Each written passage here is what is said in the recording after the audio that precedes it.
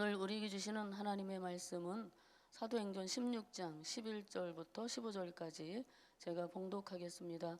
거룩하신 하나님의 말씀입니다. 우리가 드로아에서 배로 떠나 사모드라게로 직행하여 이튿날 네아폴리로 가고 거기서 빌립보에 이르니 이는 마게도냐 지방의 첫 성이요 또 로마의 식민지라. 이 성에서 수일을 유하다가 안식일에 우리가 기도할 것을 있을까 하여 문밖 강가에 나가 거기 앉아서 모인 여자들에게 말하는데, 두아디라시에 있는 자세곶감 장사로서 하나님을 섬기는 누디아라 하는 한 여자가 말을 듣고 있을 때 주께서 그 마음을 열어 바울의 말을 따르게 하신지라.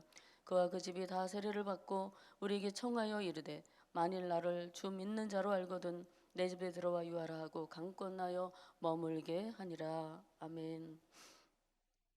오늘 바울 일행은 아시아의 에베소로 가서 말씀을 전할 계획을 갖고 있었지만 그들의 계획을 성령님께서 막으셨습니다. 그래서 하나님의 계획에 따라 그들은 드로아로 가게 되었죠. 그래서 드로아로 내려온 후에 밤의 환상이 바울에게 보였습니다.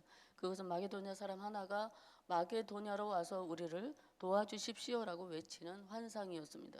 바울이 그 환상을 보고서 무엇을 의심했겠습니까? 모든 계획을 다 철회하고 곧바로 마게도냐로 출발하게 됩니다. 바울 일행은 드로아에서 배를 타고 에게를 건너 사모드라게라는 섬을 지나 빌립보의 도시인 그 항구 도시인 빌립보에 이르게 되는데, 그 거리가 100길로 가면 한 200km가 이상이 넘는다고 합니다. 그 당시 배는 바람을 이용한 돛담배였으니까 돛을 높이 매달아 바람의 힘을 이용해서 가야 하는 그러한 망망한 바다를 항해하는 것이 얼마나 어려웠을까요? 바다 사정이 좋아서 원정도에 가도 48시간을 바다 위험과 파도를 무릅쓰고 가야 하는 그런 거리이고요. 기후 사정이 안 좋으면 생명을 걸고 폭풍과 싸우며 4, 5일 정도를 가야 하는 거리였던 것입니다.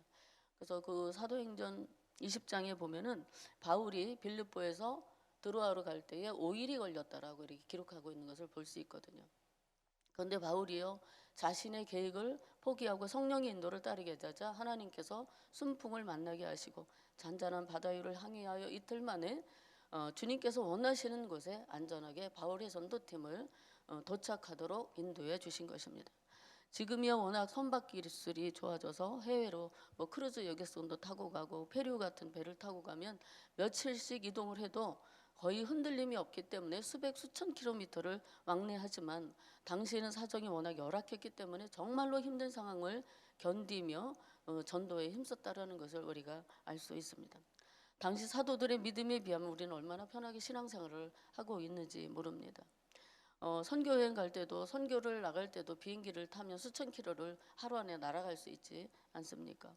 사도 바울은요, 고린도후서 11장 26절 27절에서 전도 여행을 하면서 겪었던 자신의 경험을 이렇게 고백합니다. 여러 번 여행에서 강의 위험을 당하고 강도의 위험을 당하고 시냇물의 위험을 당하고 광야의 위험과 바다의 위험과 거짓 형제의 위험을 당하였고, 또 수고하며 애쓰고 여러 번 자지 못하고 줄이며 목마르며 여러 번 굶고 춥고 헐벗었다. 이렇게 자신의 그 전도 여행의 경험을 기록하고 있습니다. 그가 이렇게 복음을 전하며 다니면서 얼마나 혹독한 어려움을 견뎌야 했을지 우리가 짐작할 수 있는 그런 말씀들이 그의 서신서에 많이 기록되어 있는 것을 보게 됩니다. 배를 타고 도착하니 네아폴리 항구에서 한 16km 정도에 떨어진 마게도냐 지방의 첫 성인 빌립보에 이르게 된 이 바울 일행은 수일을 그곳에서 머무르게 되죠. 그리고 안식일이 되어 기도처를 찾아 성문 밖 강가로 나갔습니다. 그래서 유대인들은 남자의 수가 한 10명만 되면 회당을 구성할 수 있었다고 합니다. 그런데 너무 가난해서 회당을 지을 수 없거나 회당을 짓는 것이 금지된 곳에는 대개 물 있는 곳, 세정식을 위해서 물 있는 곳 근처에다가 프로스케라는 기도처를 두었는데 아마도 바울 일행이 찾아간 곳이 바로 그런 기도처가 아니었나 이렇게 생각해 보게 됩니다. 그들은 그곳에 모여 있는 여인들을 만나 복음을 전하게 되었고, 그중 한 여인의 마음을 주께서 열어 주시고 바울의 말을 따르게 하셨다라고 이렇게 말씀하고 있습니다. 오늘 본문 14절에서 누가는 누디아를 자세곶감 장사를 하는 하나님을 섬기는 누디아라고 이렇게 소개하고 있습니다. 누디아는 소아시아의 두아디라시에서 온 자세곶감 장사를 하는 하나님을 섬기는 여인이었던 것입니다. 그러니까 바울 일행이 성령의 인도를 받고 복음을 전하러 온 이 마케도냐 첫성 빌립보에서 첫 열매로 전도의 첫 열매가 바로 누디아였던 것이죠. 어쩌면 바울이 드로아에서 한산 가운데 나타나 우리를 도와달라고 외치던 한 사람이 누디아가 아니었을까 이렇게 생각해 볼 수가 있습니다. 그러니까 그 당시 여인이 고급 옷감 장사를 했다는 것을 보면 아마 빌립보 지역에서는 유지급의 재력을 가진 그러한 사람이었을 것입니다. 하나님은 이미 특별한 계획을 가지고 바울의 전도팀으로 하여금 이 루디아를 만나게 하시고 루디아의 마음을 활짝 열어 바울의 말을 청종하게 하셨습니다. 하나님은 모든 것을 합력하여 선을 이루게 하시는 분이라는 것을 우리는 믿습니다. 이 낯선 만남에서 루디아가 바울의 말을 청종한 결과는 무엇이었습니까? 루디아와 그와 그 온 집이 세례받고 기독교로 개종하게 되었고 루디아 한 사람을 통하여 그녀의 온 집안이 구원을 얻는 결과를 가져오게 되었습니다. 그리고 더 나아가 루디아는 전도팀을 환대하여 자신의 집을 내어주므로 전도행에 지친 일행들에게 큰 힘이 되어주는 그러한 일이 되었던 것이죠. 이렇게 해서 루디아의 집은 빌립보 지방의 기독교 전파와 예배의 중심지가 되었습니다. 하나님께서는 바울 일행의 빌립보 선교의 거점을 삼도록 하시기 위해서 너무도 구체적이고 그리고 세밀한 계획을 가지고 섭리해 주셨던 것을 보게 됩니다. 이 빌립보 교회는 이런 작은 모임을 통하여 시작이 되었고 바울에게 여러 차례에 걸쳐서 재정적인 도움을 주었을 뿐만 아니라 훗날 바울이 로마의 그 감옥에 감금되었을 때에 에바브로디도를 통해 헌금을 보내기도 했습니다. 그런 사실이 빌립보서 4장에 기록이 되어 있는 것을 보게 됩니다. 이와 같이 한 사람의 진실한 변화는 그 자신뿐 아니라 그가 속한 공동체도 구원을 받게 되는 놀라운 힘을 지니고 있는 것입니다. 우리 교회가 세워진 것도 초창기 어떤 집사님이 자신의 집을 예배처로 내어주는 그러한 헌신이 있었기 때문에 오늘날 우리 교회가 있게 된 것입니다. 하나님께서 마음을 열어 충성하게 하신 한 사람으로 인하여 오늘날 얼마나 놀라운 역사를 이루게 하셨는지를 하나님께서 우리에게 친히 보여주셨습니다. 빌립보에 가면 누디아 기념교회가 있는데요. 그 건물 안쪽에 플레스코아로 그려진 바울과 누디아의 모습이 있다고 합니다. 그러니까 루디아는 예쁜 얼굴에 왼손을 아래로 내려서 굳게 쥐고 오른손을 위를 향해 손바닥을 펴고 있다고 하는데요.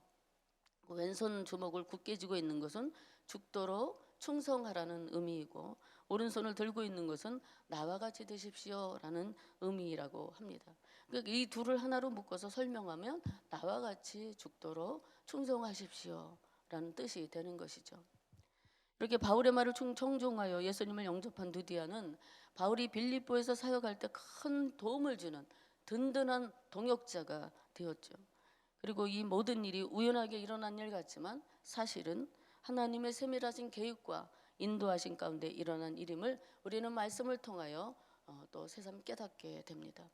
오늘도 여전히 하나님은요, 우리가 믿음의 길을 걸어갈 때 모든 것을 감당할 수 있도록 사람과 환경을 예비하시고 준비해 두시는 분이심을 믿습니다. 그 믿음으로 바울과 같이 성령을 따라 순종하며 복음을 전하는 자로 또는 마음을 활짝 열어 주님께 죽도록 충성하는 그러한 한 사람 누디아로 살아갈 수 있는 복된 은혜가 저와 성도님들에게도 함께 하시기를 간절히 소망하며 축복합니다. 기도하겠습니다. 사랑 많으신 아버지 하나님, 성령의 역사하심을 오늘도 말씀을 통하여 보게 하시니 감사드립니다. 성령의 음성에 철저히 순종한 바울을 통해 한 여인 누디아의 마음을 여시고 주의 정의 말씀을 따르게 하신 것 같이 오늘 우리의 마음을 열어주셔서 들은 말씀과 세우신 권위에 순종할 수 있는 믿음을 주시옵소서. 그래야 주의 나라 의를 위해 우리 자신과 가정이 아름답게 헌신하고 충성하는 영광을 허락하여 주옵소서. 오늘도 매 순간 주님과 동행하기를 간절히 원하오며 예수님의 이름으로 기도하옵나이다. 아멘. 함께 들으실 공동기도 제목입니다. 지금 들은 말씀이 내 삶으로 이어지게 하옵소서. 매일의 말씀 묵상과 기도로 거룩함을 힘쓰는 말씀상 공동체가 되게 하옵소서.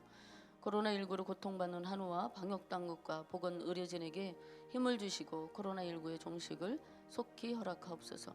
송구 영신 예배를 통해 한 해 동안 받은 은혜 감사하게 하시고 새해 주실 은혜를 기대하며 예배하게 하옵소서. 2022년 정월 말씀 사경회에 큰 은혜를 주옵소서. 육체적인 질병과 삶의 어려움을 겪는 성도들에게 치료와 회복의 은혜를 부어 주옵소서. 이와 같이 공동기도 제목과 성도님들이 가지고 오신 기도를 들으신 후에 삶의 자리로 나가도록 하겠습니다. 다 함께 기도하겠습니다. 하나님 아버지 감사합니다.